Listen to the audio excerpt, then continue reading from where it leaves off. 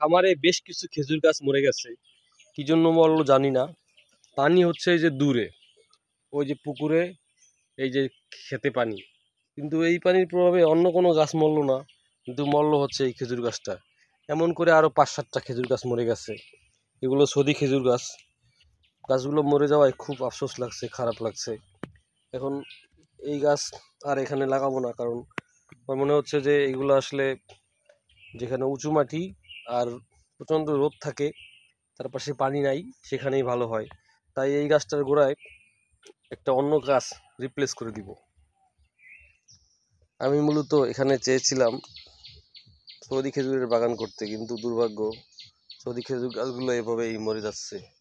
বেশিরভাগ গাছই মরে গেছে যেগুলা বয়স 1 বছরের বেশি, যেগুলো খুব মোটা তাজা, দারুণ তাদের গ্রোথ ছিল, সেগুলো এই যে মরে যাচ্ছে। চারপাশে পানি, শিকড়ে পানি লাগছে, সেজন্য মরছে নিশ্চয়ই।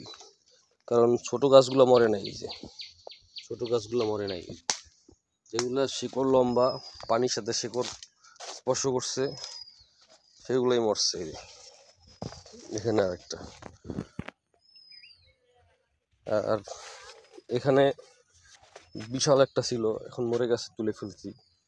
ওই একটাই বেঁচে আছে, সেটাই মরো মরো। আরও এদিকে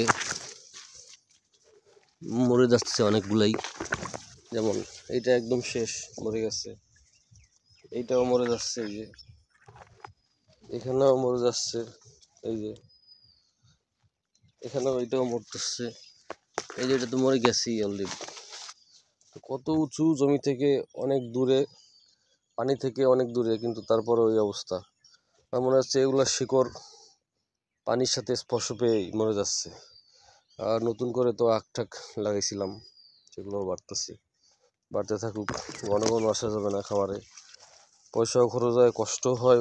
পরিবারের সবাই আমাকে এই জন্য নানান কথা বলে যে আমি আসলে এখানে সময় নষ্ট করতেছি, অর্থ শ্রম দুইটারই অপচয় করতেছি। তাই আমি আর ঘন ঘন আসবো না।